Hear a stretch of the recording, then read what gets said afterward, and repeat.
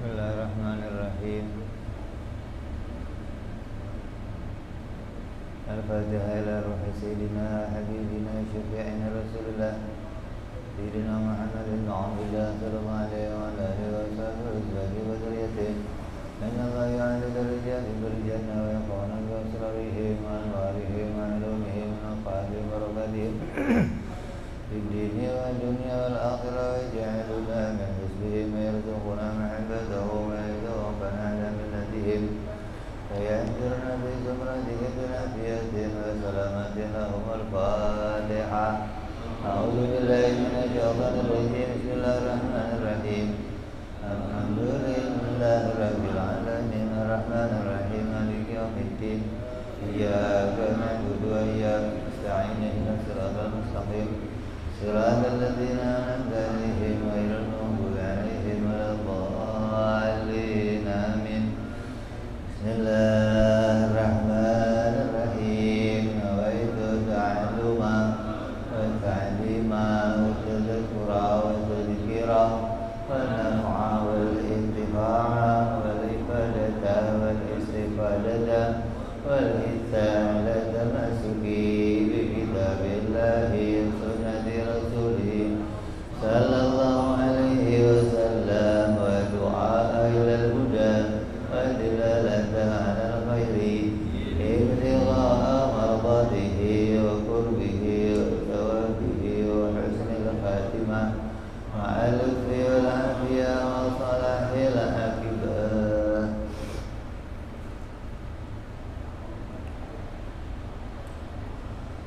Bismillahirrahmanirrahim. Alhamdulillahirabbil alamin.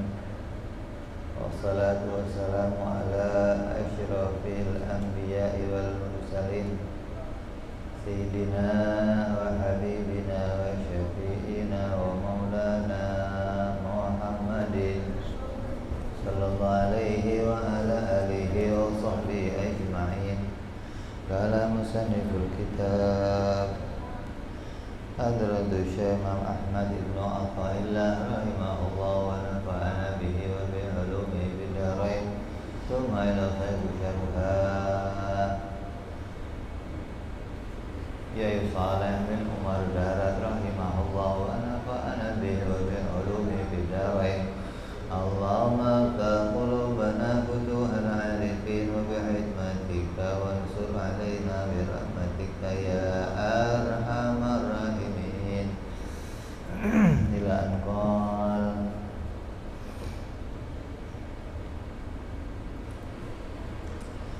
hikmah yang ke 116.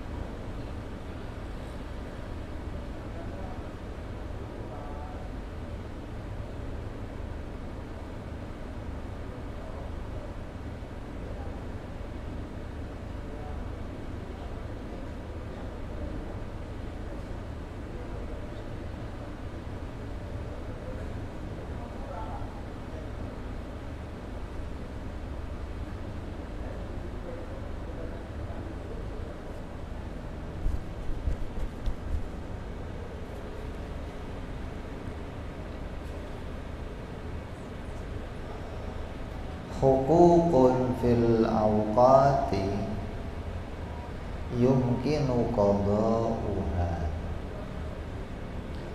wa hukukul awqat la yumkinu qada'uha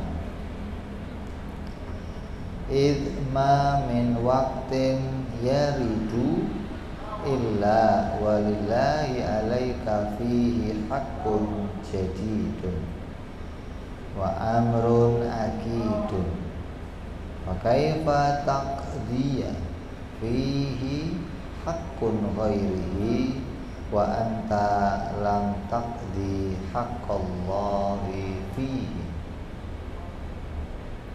Artinya berbagai kewajiban yang dikerjakan pada sejumlah waktu, maka itu dapat diqadha. Akan tetapi hak-hak yang disediakan Allah dalam berbagai waktu tidak dapat diqadha. Sebab tiada suatu waktu melainkan ada hak kewajiban yang baru dan perintah yang ditekankan. Maka bagaimanakah engkau akan menyelesaikan hak lainnya sedangkan engkau belum menyelesaikan hak Allah pada waktu itu? Yang ngobrol siapa itu di situ? Hah?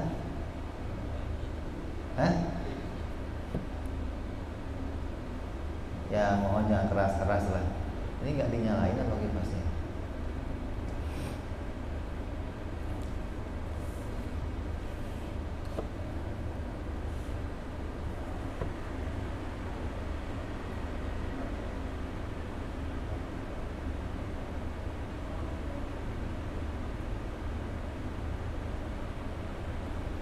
Maksudnya hikmah ini mau berbicara ada dua kewajiban yang harus kita penuhi.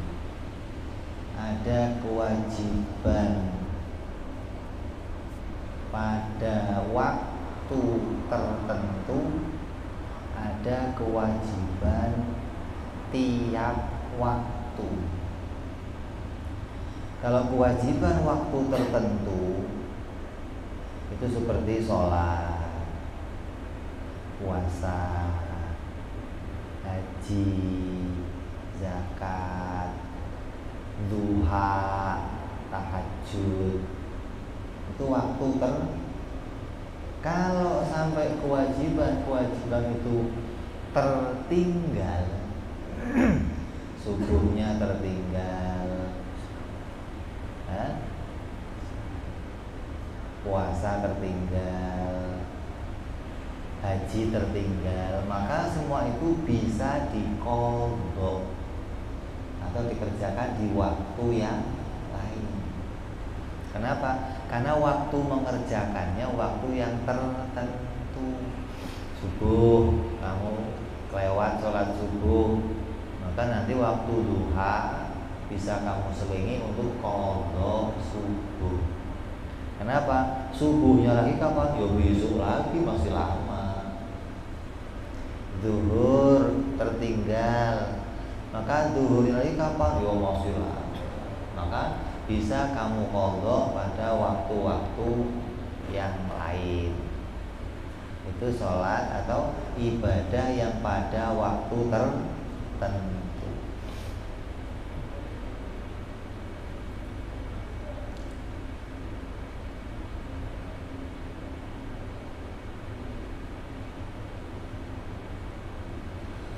Nabi Shallallahu Alaihi Wasallam beliau bersabda, barang siapa lupa sholat atau tertidur, maka segeralah sholat ketika dia ingat atau ketika dia terbangun. Ya kan? Itu namanya berarti sholat atau ibadah pada waktu tertentu, kalau tertinggal bisa diganti di waktu yang lain. Tiduran, kelupaan, saking asiknya ngurusin burung sampai kelupaan, saking asiknya mancing sampai kelupaan. Terus gimana? Ya diganti di waktu yang lain. Ketika ingat langsung diganti, ketika terbangun langsung diganti. Maka segala macam ibadah yang zahir disebut namanya kewajiban dalam waktu tertentu. Kewajiban dalam waktu-waktu yang tertentu.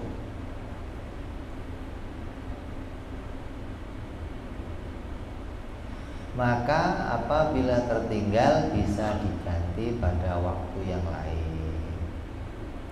Apabila ibadahnya itu yang kamu tinggalkan wajib, maka menggantinya wajib.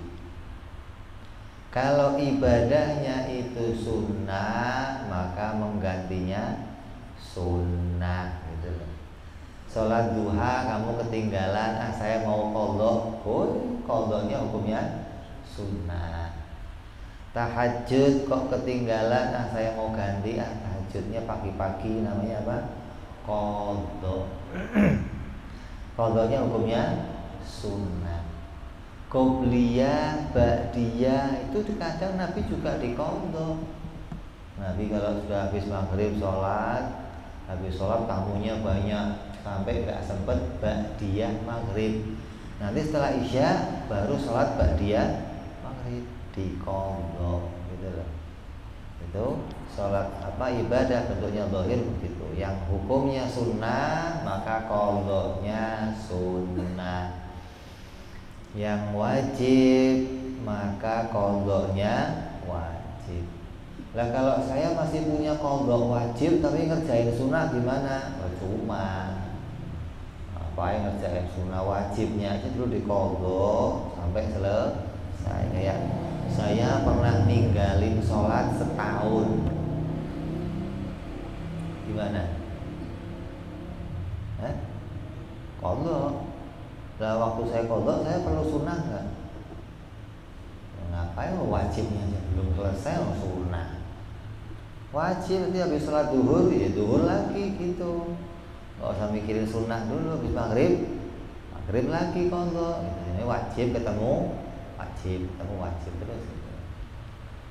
Nanti kalau sudah wajibnya selesai, baru mau ditambah sunnah, mau ditambah yang lain. Ya jadi perbuatan ibadah yang wajib qadhanya wajib, ibadah sunnah qadhanya sunnah. Terus yang kedua, adapun haknya waktu, hak untuk menghormati waktu atau ibadah yang kita kerjakan yang bisa dikerjakan pada setiap waktu.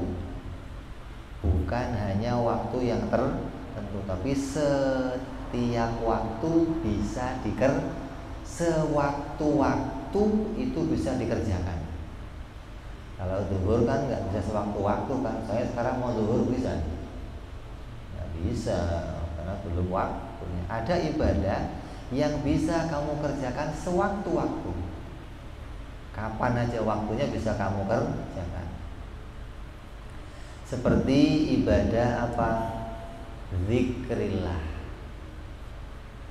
zikir subhanallah, atau tafakur mengingat Allah. Ya Allah, Kau pencipta langit, Kau pencipta bumi, Kau pencipta diriku ya Allah, pencipta ibadahku, pencipta. Itu untuk mengingat seperti itu nggak butuh waktu tertentu, nggak. Tiap waktu bisa kita kerjakan. Nggak harus ini pagi bukan waktunya nazar nih, nggak ada.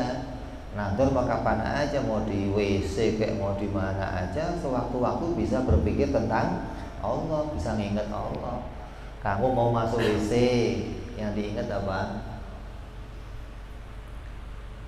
Allah yang memasukkan makanan minuman dalam diri saya, yang menolong semua makanan dan minuman itu masuk dalam diri. Ketika keluar mikir Allah juga yang nolongin keluarnya. Itu nazarnya begitu di kamar mandi. Jangan mikir ngedel kapan keluarnya. Ingat Allah kagak. Geger sama urusannya sendiri. Apa? Jadi di kamar mandi juga ingat sama Allah. Apa yang diingat? Allah yang memasukkan, yang menolong saya. Makanan bisa masuk, minuman bisa masuk, pencernaan bisa mencerna sampai baik. Allah pula yang menolong keluarnya sesuatu. Kencingnya lancar, nggak ada kencing batunya. Waktu pup ya lancar, nggak ada masalah. Itu ingat seperti itu, namanya berpikir tentang Allah di kamar mandi. Boleh, Beb? Ya sangat boleh sekali. Kalau nggak begitu gimana? Terus mendekatkan diri kepada Allah, mensyukuri ibadah yang dia lihat pada dirinya. Ketika dia lihat kebaikan pada dirinya, ingat Allah. Ya Allah, Engkau yang nolong saya sholat. Ya Allah, Engkau yang nolong kawan-kawan saya bisa ibadah. Ya Allah, Engkau yang nolong anak saya bisa ngaji. Ketika lihat anaknya pintar ngaji, ingat Allah. Ya Allah, atas pertolonganmu ya Allah. Ingat istrinya kok solehah, taat. Makanya kamu kalau mendoakan anak kamu, jangan waktu sholat doang. Doain anak itu tiap waktu. Ketika anak sedang bermain dengan kawan-kawannya bahagia, doakan ya Allah, tambahkan kebahagiaan terus untuk dia ya Allah. Gitu. Jangan kalau doain anak waktu sholat doang, ya Allah anak saya kasih bahagia. Enggak begitu. Tiap waktu itu bisa kamu doakan. Ketika anaknya lagi belajar di sekolah atau sama kawan-kawan lagi serius, ya Allah kasih kecerdasan, kasih kepintaran, kasih kemudahan. Ketika anaknya lagi sakit, ya Allah kasih kesehatan. Ketika anak lagi, setiap anaknya ngerjain apapun, doakan agar dia mendapatkan terus kebahagiaan dan kesempurnaan pertolongannya Allah Subhanahu wa Ta'ala. Itu tiap waktu bisa kita kerjakan. Jangan dikerjanya waktu tertentu aja. Jadi yang rupanya ibadah yang bisa tiap waktu, maka itu ibadah yang bisa kita kerjakan kapan saja, tidak pada waktu-waktu yang tertentu. Bersyukur pada nikmatnya Allah itu tiap waktu. Mata bisa melek, ya Allah alhamdulillah. Bukan tiap pagi saya syukur mata saya melek, nanti syukur lagi kapan? Besok pagi lagi baru syukur, ya Allah alhamdulillah. Enggak begitu. Syukur kesehatan tiap waktu. Badannya sehat, matanya sehat, telinganya sehat, kakinya sehat, jiwanya sehat, batinnya sehat. Itu syukur sama ya Allah. Dikasih pikiran yang sehat, dikasih kemauan yang berbuat baik terus sehat. Alhamdulillah ya Allah. Ini namanya ibadah yang dikerjakan tiap waktu. Maka apabila ibadah itu bentuknya ibadah batin yang seperti tadi, bukan ibadah zahir, orang nggak ngelihat kan? Ente bersyukur orang nggak ngelihat, ente ingat Allah orang nggak ngelihat, ente zikir sama Allah orang nggak ngelihat. Tapi kalau kamu sholat, kamu rukuk, sujud, orang semua lihat. Beda kan? Jadi ada ibadah zahir, ada ibadah batin. Nah, ibadah batin yang macam tadi seperti mengingat Allah, mendekatkan diri kepada Allah, bersyukur kepada Allah, mengingat kebaikan-kebaikan Allah. Maka apabila yang begitu itu tertinggal, sudah nggak bisa diganti lagi di waktu yang lain. Beda nih. Kamu sekarang matanya sehat, terus kamu nggak bersyukur. Syukurnya ntar aja lah. Entar kamu juga dikasih mata yang sehat, terus 2 kali syukurnya gitu. Ya Allah, syukur mata yang tadi, syukur mata yang sekarang ya Allah. Gak bisa. Syukur mata yang tadi ya tadi kamu syukuri. Yang sekarang punya kewajiban lagi yang baru, tiap detik punya kewajiban bersyukur untuk sehatnya mata kita. Gak bisa syukurnya diganti, nanti aja lah saya mau syukurnya, gak bisa. Itu namanya kesehatan atau perintah yang tiap waktu bisa kamu kerjakan. Apabila kamu tinggalkan, nggak bisa diganti di waktu yang lain.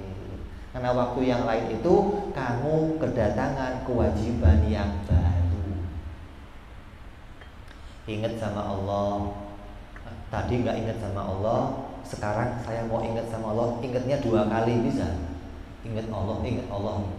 Ya nggak bisa. Gimana sih? Kalau sholat bisa kamu ganti.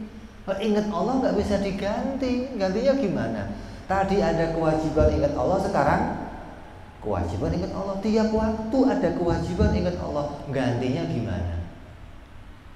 Oh, itu kewajiban tiap waktu yang harus kamu kerjakan, bukan hanya waktu-waktu tertentu. Jadi ibadah ada 2 macam nih. Ada ibadah pada waktu-waktu tertentu, sholat, puasa, haji, zakat. Ada ibadah tiap waktu. Kenapa? Karena ibadah tiap waktu itu berkaitan sama pemberian Allah yang tiap waktu kamu terima. Nikmat Allah yang tiap waktu kamu terima. Maka itu nggak bisa diganti di waktu yang lain. Harus dikerjakan waktu itu juga ketika kamu menerimanya. Kenapa? Hilang kesempatan itu kamu tinggalkan, berikutnya datang kewajiban yang baru lagi. Nggak bisa kamu qadha yang tadi, nggak bisa. Maka dari itu berkata Syekh Abdul Abbas Al-Mursi rahimahullah, kata beliau, waktu bagi seorang hamba itu dibagi menjadi 4. Waktu dibagi jadi 4. Dan tidak ada lagi yang kelima, kata dia. Nggak ada waktu yang kelima, nggak ada. Seumur hidup kamu 24 jam, waktu kamu hanya bisa dibagi jadi 4. Artinya punya 4 kewajiban tiap waktu. Ya, tiap waktu itu kita punya 4 kewajiban. Yang kalau kewajiban ini datang, kamu nggak bisa menggantinya di waktu yang lain. Ini kewajiban yang tiap waktu dibagi jadi 4. Yang pertama, waktu datangnya nikmat. Yang kedua, waktu datangnya bala atau musibah. Yang ketiga, waktu datangnya ketaatan kepada Allah.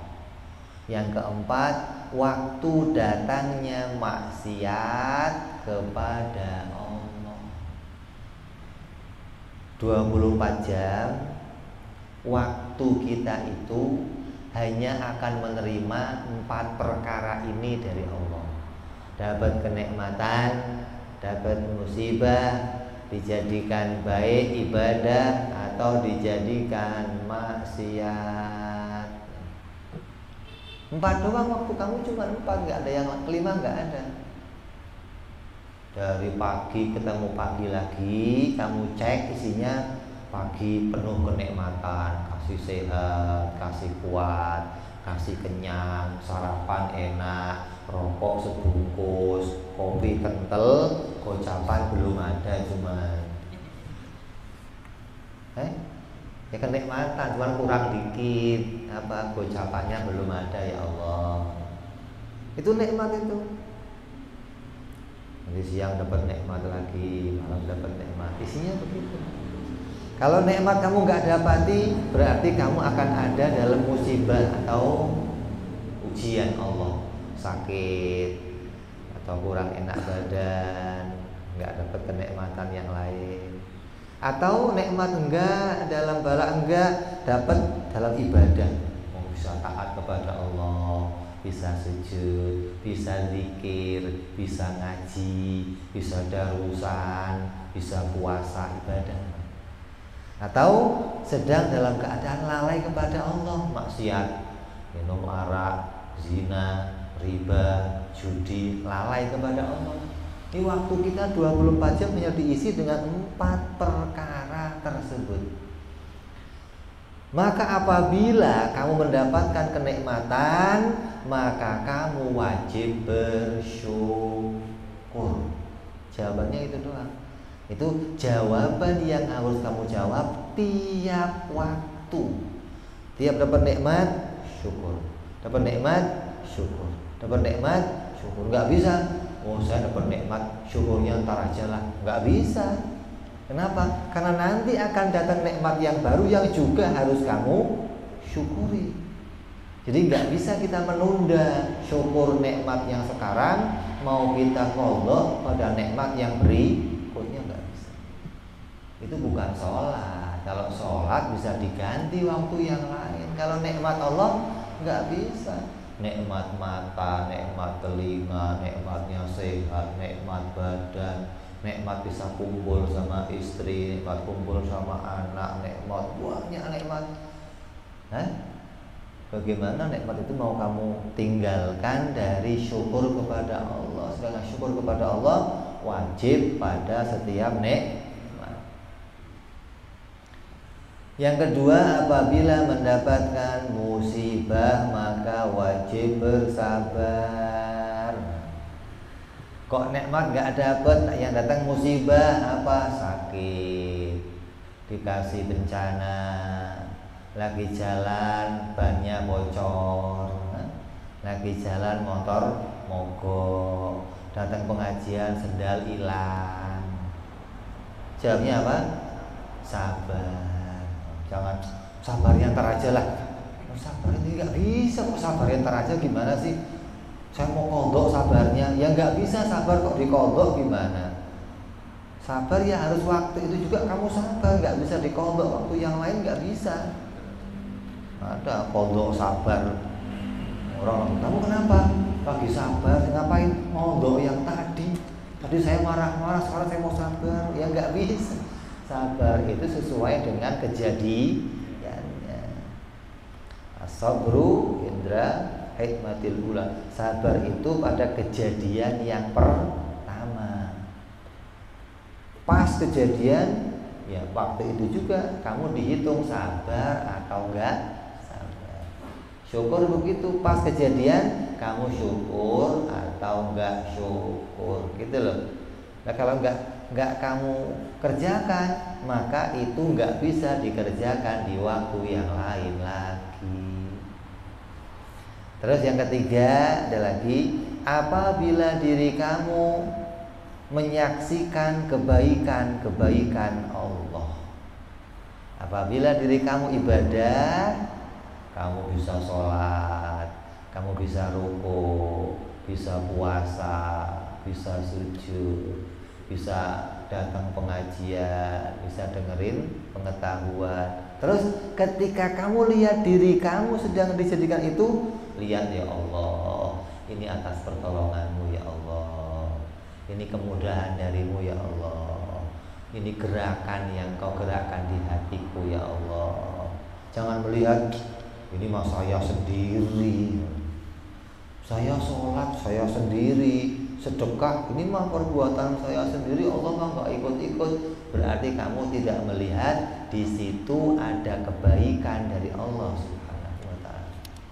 Sedangkan kita tahu bahwa segala yang baik datangnya dari Allah. Maka kamu harus kembalikan itu. Ketika lihat diri kamu dalam kebaikan, ingat Allah. Atau melihat orang lain dalam kebaikan. Anak kamu bisa sholat, istri kamu bisa sholat, anak kamu bisa ibadah, bisa taat, syukur ya Allah, kebaikanmu ya Allah. Itu tiap waktu bisa kamu kerjakan dan nggak bisa diganti di waktu yang lain. Oh, anak saya dapat kebaikan, syukurnya ntar aja lah. Besok anak dapat kebaikan lagi. Itu nggak bisa ditunda dari waktu yang lain. Nah, tiap waktu datang kebaikan yang baru, datang kebaikan, dan itu harus dikembalikan melihat kepada Allah. Datangnya itu bukan sehari sekali. Kalau zuhur sehari sekali, subuh sehari sekali, bisa kamu ganti besoknya. Nah kalau kesehatan Datangnya berapa hari sekali? Tiap waktu, maka nggak bisa kamu ganti, syukuri di waktu yang lain gitu loh. Kebaikan Allah menolong kita, tiap waktu kita dapat itu, nggak bisa kamu ganti di waktu yang lain. Jadi kamu harus ingat nih, ada ibadah batin, ini yang disebut namanya sholatul daim, sholat yang terus menerus. Ingat Allah yang terus, ada ingat Allah yang tertentu, pakai kalimat Allahu Akbar, pakai takbir, pakai rukuk, sujud, itu pada waktu tertentu. Tapi ada ibadah yang terus-menerus tiap waktu, ya ini. Melihat apa yang didatangkan oleh Allah pada diri kita, lalu kita menjawabnya. Kalau datangnya kenikmatan, syukur. Datangnya musibah, sabar. Datangnya berupa ketaatan, saksikanlah ketaatan itu datang dari Allah Subhanahu wa ta'ala. Yang keempat adalah apabila mendapatkan dirinya dalam keadaan maksiat, maka segera taubat. Kok enggak sengaja kalimatnya muncul, kalimat yang kotor. Kok enggak sengaja lewat matanya melotot ada cewek. Segera jangan tanggung lah, tar isi baris sekalian aja lah. Oh nggak bisa. Ada orang udah kecebur kali, sekalian nyebur sekalian gitu kok, biar dalam kelelep gitu sekalian, mati yang ada airnya. Jadi jangan sampai ketika kita maksiat sekalian maksiat, itu bujukan setan, kayak minum arak, tanggung. Sekerat habis baru tobat, baru sebotol tobat, tanggung habisin sekalian sekerat baru. Gimana sih? Jadi diajak untuk tobatnya belakangan, maksiat duluan, habiskan maksiatnya, nanti tobat gampang. Nggak bisa begitu, nggak bisa. Itu perbuatan yang tiap waktu harus segera kita jawab. Sekali maksiat, sekali itu kita tobat. Kok maksiat lagi, tobat lagi. Maksiat lagi, tobat lagi. Karena nggak ada jalan keluar untuk maksiat kecuali tobat. Dan nggak bisa kamu qadha. Tobatnya sekalian nantilah. Kamu kira mandi wajib bisa diqadha? Kalau mandi wajib bisa 4 mandi wajib, sekali mandinya bisa. Haid, wiladah, melahirkan, nifas, terus junub. 4 kewajiban ini kamu pakai mandinya sekali boleh.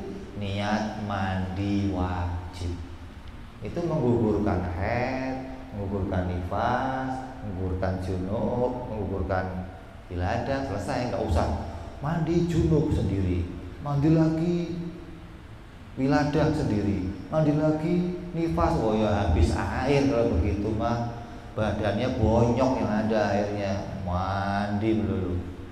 Cukup sekali. Beda dengan kewajiban tiap waktu, harus dikerjakan pada tiap waktu, nggak boleh diqadha dan nggak mungkin bisa diqadha.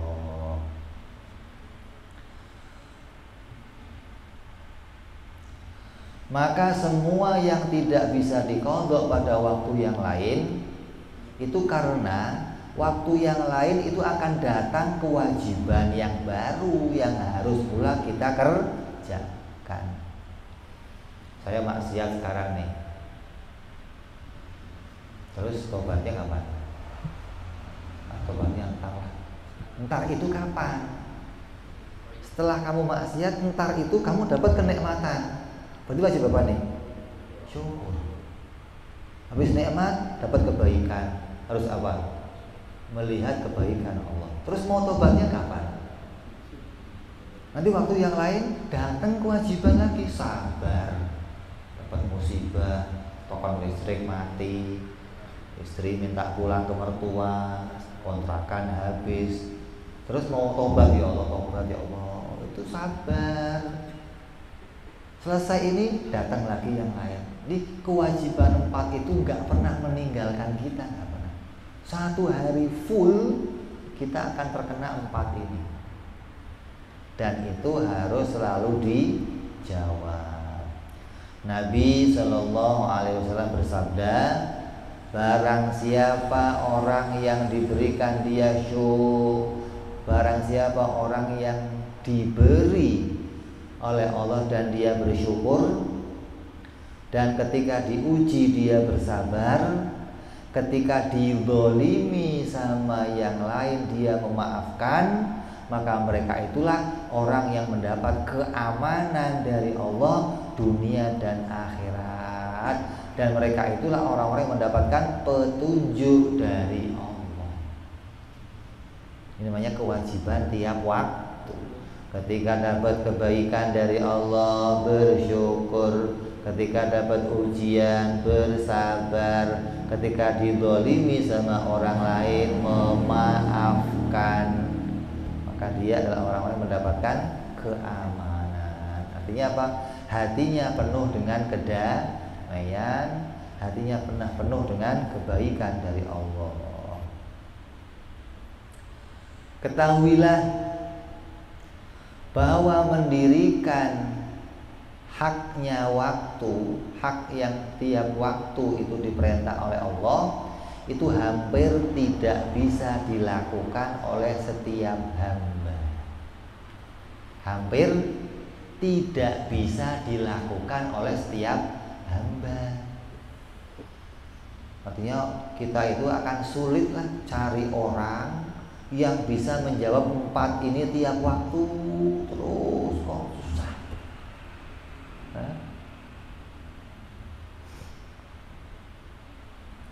Namun ada hamba-hamba yang dipilih oleh Allah, yang dengan rahmatnya Allah mengkhususkan kepada hamba itu dan dia bisa melakukannya. Kalau nggak atas pertolongan Allah, maka kebaikan itu nggak akan kita bisa peroleh. Bisa syukur, bisa sabar, bisa taubat, bisa memandang kebaikan Allah. Kalau enggak dengan pertolongan Allah, itu semua enggak akan bisa kita lakukan. Jadi kalau kamu lihat orang yang bisa ngelakuin itu, kamu lihat ini pertolongannya Allah. Dan kamu jangan minder, saya mau enggak akan bisa, jauh. Kalau Allah bisa menjadikan pada dia, maka Allah juga bisa bikin pada kamu. Gak usah khawatir, gak usah mana mungkin saya bisa. Jangan pesimis begitu. Allah memberikan rahmat kepada siapa saja yang dikehendakinya. Maka terus berharap kalau Allah bisa menjadikan kepada dia kebaikan, maka Allah juga bisa menjadikan kebaikan pada saya. Maka terus berharap agar dilimpahkan kebaikan oleh Allah Subhanahu wa ta'ala. Ya, jadi dalam hikmah yang hari ini kita bicarakan tentang kewajiban tiap waktu dan kewajiban pada waktu tertentu adalah hikmah ini dibicarakan oleh musannif agar kita selalu memanfaatkan waktu sebaik-baiknya, karena setiap waktu itu ada hak yang harus kita penuhi. Setiap waktu itu ada jawaban yang harus kita berikan. Jangan dianggap tiap waktu itu nggak ada ujian dari Allah. Setiap waktu 24 jam kita nggak pernah kosong dari perintahnya Allah. Mau 24 jam kita itu hambanya Allah. Kamu jangan menganggap bahwa saya kan kalau diperintah sama Allah setelah sholat isya ya udah bebas, itu waktu saya, Allah nggak bisa ngatur saya, enak aja. 24 jam nggak berhenti kita diatur sama Allah. Beda sama kamu kerja di kantor. Kalau di kantor jam 8 pagi sampai jam 4 sore. Habis jam 4, Pak tolong ini stop bos, jam 4 tuh saya selesai. Saya bukan anak buah kamu lagi. Berhenti. Tolong lembur, tambah gaji. Ya sudah, tambah gaji. Nah kalau sama Allah nggak ada lemburan, nggak ada lo bilang, ya Allah udah Indonesia lembur ya, nggak ada lo bilang pakai lembur segala. 24 jam kita jadi hambanya Allah dan nggak bisa melepaskan diri dari itu semua. Nggak ada waktu yang seorang waktu bebas, nggak ada. Maka manfaatkanlah waktu sebaik-baiknya, karena ada hak yang harus kita kerjakan pada setiap waktu dan ada yang harus kita tanggung. Dan harus kamu kerjakan karena perintah Allah, dan kamu akan dimintain tanggung jawab pada tiap waktu nanti. Para ulama berkata bahwa sesuatu yang paling berharga yang dimiliki oleh seorang hamba adalah waktu. Waktu itu modal utama. Bukan duit, bukan sehat juga, bukan, tapi waktu. Selagi masih ada waktunya, masih punya kesempatan mengerjakan sesuatu. Kalau nggak ada waktunya, gimana mau waktunya aja nggak ada, mau kerjain apa? Makan yuk, nggak sempet. Makan aja nggak sempet, nggak ada waktu. Sini duduk di sini pengajian, nggak ada waktunya, nggak ada waktunya. Nggak. Terus, saya ini sibuk.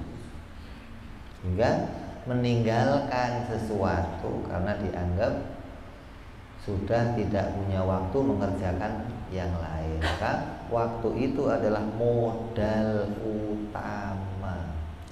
Karena apapun tidak bisa kita kerjakan kalau tidak ada waktunya. Maka waktu adalah modal utama dalam kehidupan di dunia.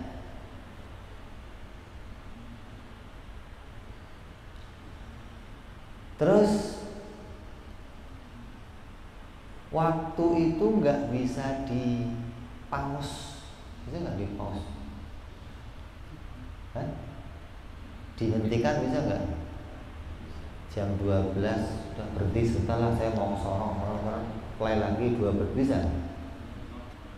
Nggak bisa. Tertinggal, ya sudah, kamu nggak bisa ulang lagi. Umur kamu berjalan nih, umur 40 tahun, 41, 42, kok pengen kembali ke 40 lagi, bisa? Bisa. Maka itu waktu yang menjadi modal utama yang kalau sampai terlewat sudah nggak bisa kita kembali lagi ke yang itu. Waktu itu nggak bisa disimpan. Disimpan bisa nggak? Umpamanya saya pagi nggak ada kerjaan, udah waktunya karena tersisa banyak, saya simpen buat nanti sore, bisa? Nggak bisa. Atau saya berikan kepada orang lain, bisa? Kalau saya punya sisa waktu banyak, lo yang kerjain gak ibadahnya, waktu saya buat kamu, bisa? Waktu kamu ya untuk kamu. Kalau sudah tertinggal ya kamu yang tertinggal. Gak bisa kamu berikan ke yang lain, orang lain yang nerusin, orang lain yang ngerjain, gak bisa.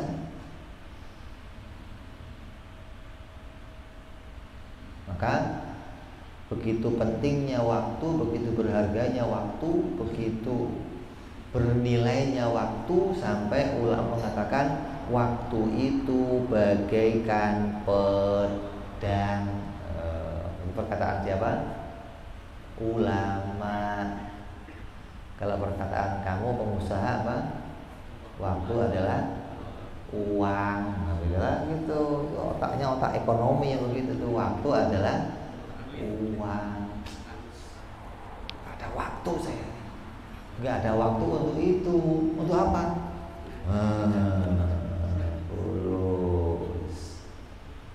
Time is.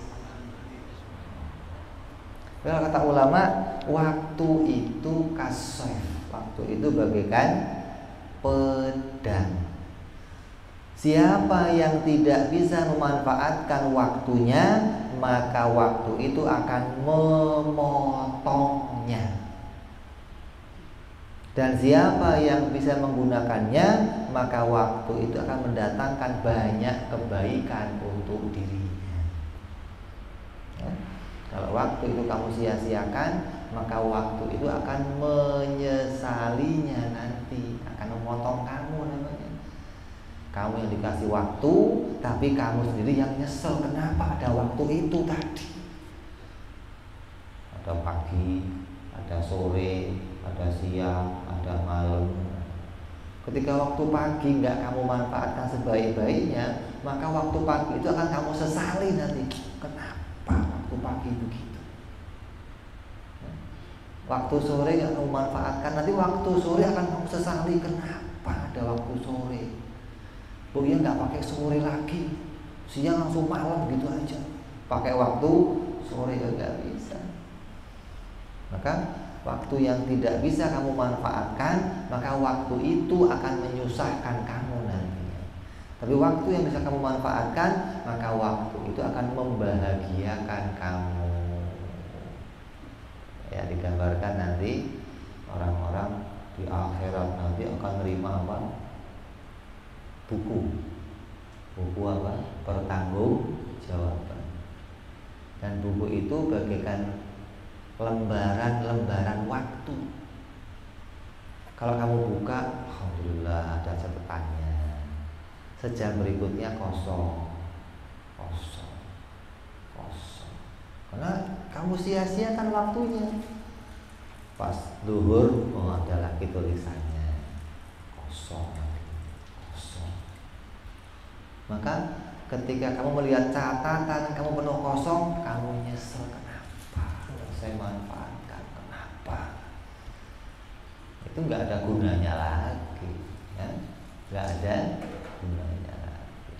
Orang yang pintar memanfaatkan waktu, maka dia akan bisa menjawab apa yang diperlukan di setiap waktunya, sehingga waktunya nggak akan pernah terbuang sia-sia. Insya Allah nanti disambung hikmah yang berikutnya.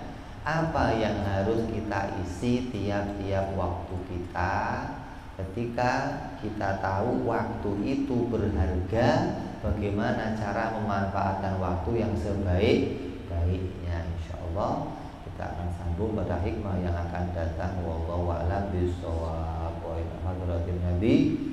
Al-Fatihah. A'udzu billahi minasyaitonir rajim. Bismillahirrahmanirrahim. Alhamdulillahirabbil alamin arrahmanir rahim maliki yaumiddin. Iyyaka na'budu wa iyyaka nasta'in. Ihdinas siratal mustaqim. Siratal ladzina an'amta 'alaihim ghairil maghdubi 'alaihim waladdallin. Amin.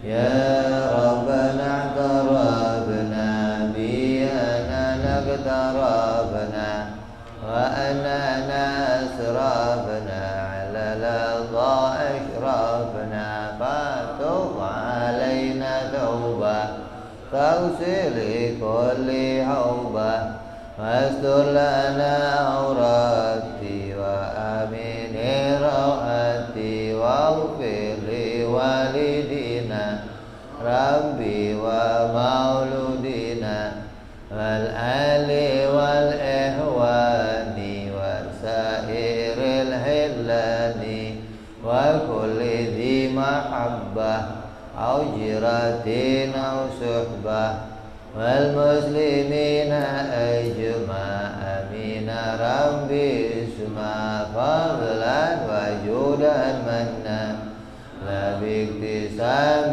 منا بالمصطفى رسولي نضى بكل سولي صلى وسلم ربي عليه عند الحب وآله وصحبه عدد تحصي صحبي والحمد لله في البدء والتناهي سبحان ربك رب العزة عما يصفون سلام على المرسلين والحمد لله رب العالمين. Assalamualaikum warahmatullahi wabarakatuh.